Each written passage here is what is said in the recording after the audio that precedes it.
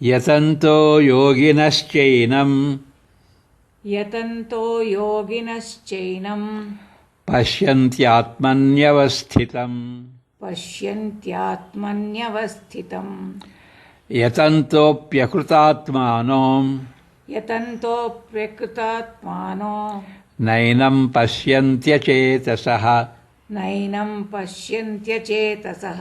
ಯತಂತೋ ಯೋಗಿನಶ್ಚೈನಂ ಪಶ್ಯಂತ್ಯಾತ್ಮನ್ಯವಸ್ಥಿತಂ ಯತಂತೋಪ್ಯಕೃತಾತ್ಮಾನೋ ನೈನಂ ಪಶ್ಯಂತ್ಯಚೇತಸಃ ಯತಂತೋ ಯೋಗಿನಶ್ಚೈನಂ ಪಶ್ಯತ್ಯಾತ್ಮನ್ಯವಸ್ಥಿತಂ ಯತಂತೋಪ್ಯಕೃತಾತ್ಮಾನೋ ನೈನಂ ಪಶ್ಯಂತ್ಯಚೇತಸಃ.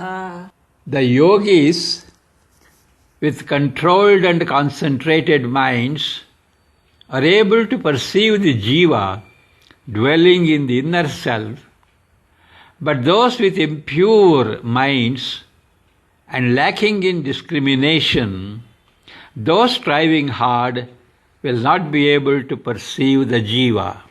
ಪ್ರಯತ್ನಶೀಲರಾದ ಯೋಗಿಗಳು ಕೇಂದ್ರೀಕರಿಸಲ್ಪಟ್ಟ ಮತ್ತು ನಿಯಂತ್ರಿಸಲ್ಪಟ್ಟ ಮನಸ್ಸಿನಿಂದ ತಮ್ಮ ಅಂತರಾಳದಲ್ಲಿ ನೆಲೆಯಾದ ಜೀವನನ್ನು ನೋಡಬಲ್ಲರು.